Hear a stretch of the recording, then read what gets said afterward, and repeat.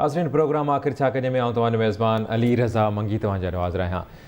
नेठ 8 सालनि खां इल्तिवा जो शिकार केस जो फ़ैसिलो ॿुधायो वियो आहे। Election commission of Pakistan PTI जी फॉरेन फंडिंग केस जो फ़ैसिलो ॿुधाए छॾियो आहे, जंहिंमें फ़ैसिले में चयो वियो आहे त जेको हलफ़नामो आहे उहो कूड़ो जमो करायो वियो, डिक्लेरेशन जेका आहे उहा ग़लति ॾिनी वई ऐं 34 परॾेही शहरियुनि ऐं 351 कंपनियुनि खां परॾेही कंपनियुनि खां PTI खे फंड्स वसूल थिया। 16 बेनामी अकाउंट्स आहिनि ऐं 13 अकाउंट्स जेके आहिनि उहे PTI लिकाया हुआ।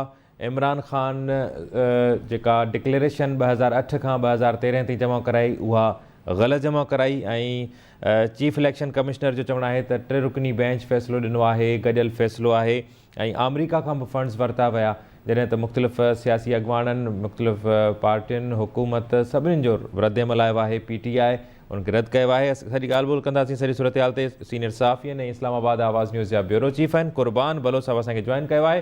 क़ुर्बान साहब भलीकार। जी महिरबानी साईं। क़ुर्बान साहब फ़ैसिलो अची वियो आहे, इलेक्शन कमीशन फ़ैसिलो ॾेई छॾियो आहे। फ़ैसिले खे आइन तहत चयो पियो वञे, कामयाबी चयो पियो वञे हुकूमती धुर तरफ़ां, जॾहिं त PTI उनखे रद्द कंदी। PTI जे ख़िलाफ़ु फ़ैसिलो आहे त यकीनी तौर ते उहा उनखे रद्द ई कंदी।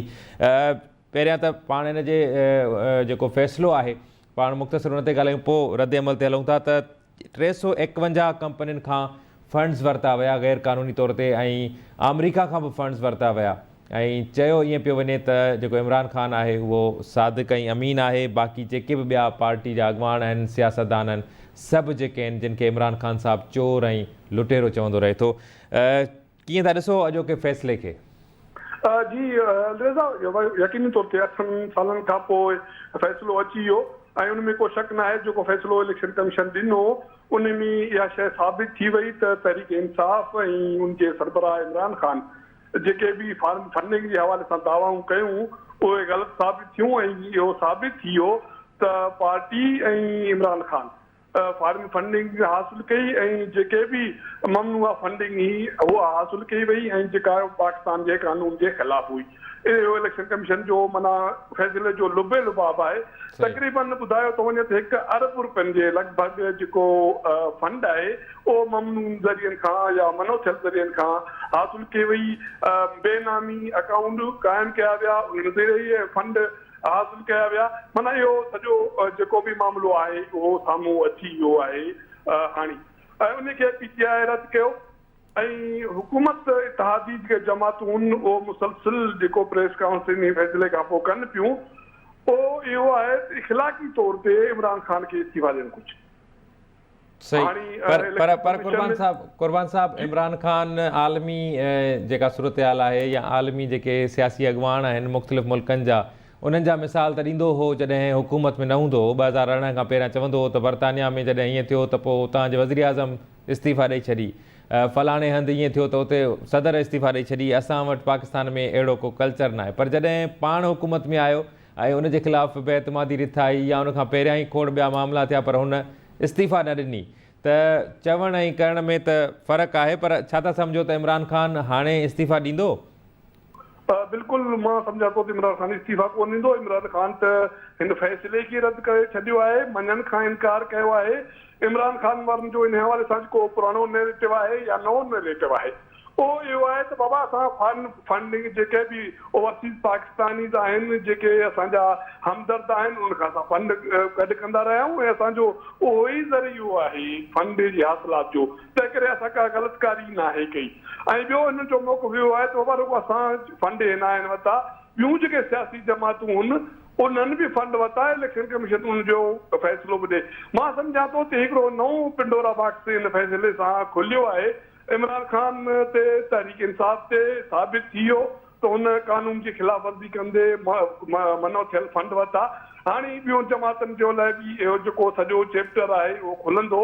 जेकॾहिं उहो उन्हनि जे हवाले सां बि साॻियूं शयूं ज़ाहिर थियनि थियूं त पोइ पाकिस्तान में जेका सियासत आहे असांजी जेको सियासतदान आहे उहो किथे बीहंदो, आवाम जे नज़रुनि में, इदारनि जे नज़रुनि में।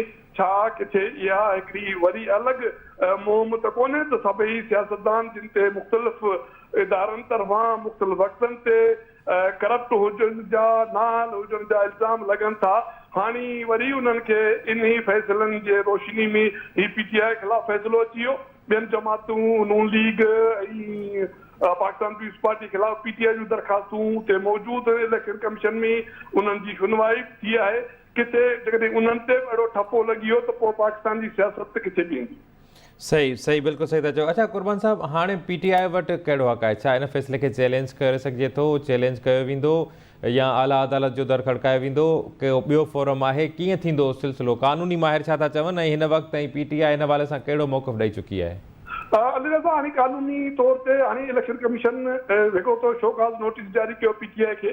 बाबा वज़ाहत कयो त तव्हांजा जेके फॉरेन फंड मनो थियल आहिनि जेके तव्हां वरिता उहे ज़ब्त छो न कया वञनि। ॿियो जेको आहे त इमरान ख़ान ख़िलाफ़ उनजी जमात ख़िलाफ़ जेके कार्रवाई जे हवाले सां जेको अमल आहे उहो हुकूमत खे करणो आहे। माना जेकॾहिं इमरान ख़ान आइन जी ख़िलाफ़ वर्जी कई, आइन खे टोड़ियो, ग़लति कमु कयो, कानून खे टोड़ियो या तहरीक इंसाफ़ आइन जी ख़िलाफ़ वर्जी कई त हाणे कार्रवाई करणी आहे हुकूमत खे।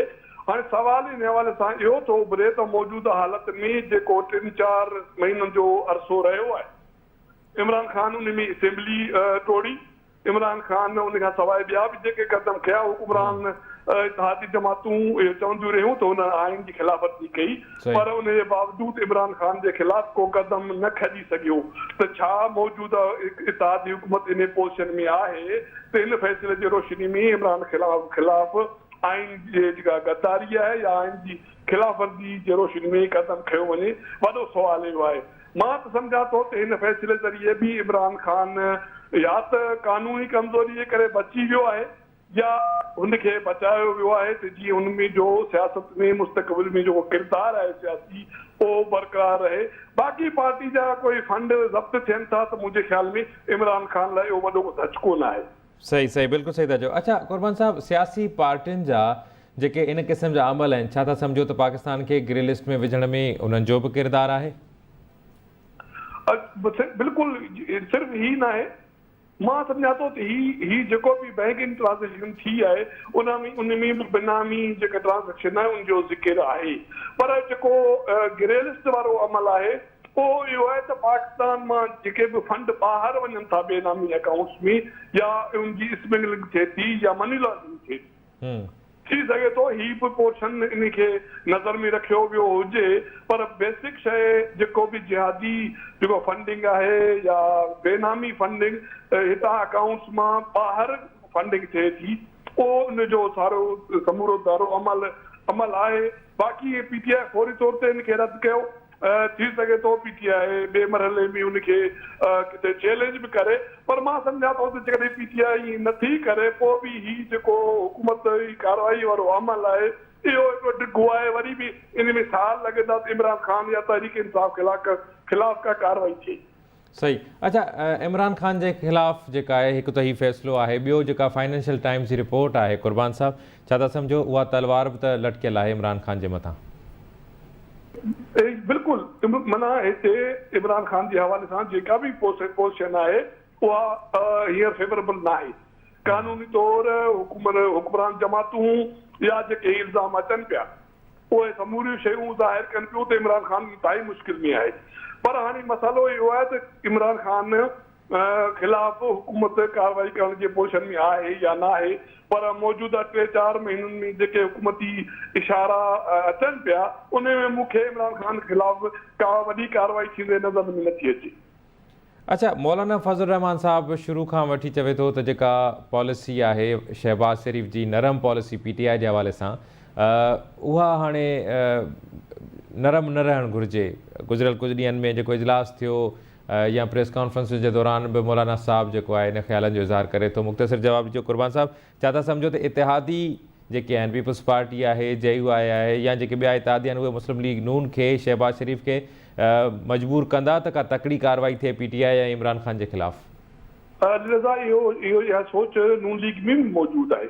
मरियम नवाज़ जी भी ऑलमोस्ट साॻी सोच है। शाहिद खान अब्बासी या अॻूणो वज़ीर आज़म मियां नवाज़ शरीफ़ उनजी बि साॻी सोच आहे।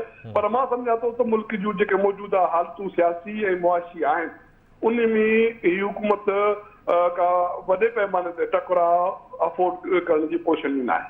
ठीक है, वरी महिरबानी कुर्बान साहब। नाज़रीन, प्रोग्राम जारी आहे, वठूं था ब्रेक।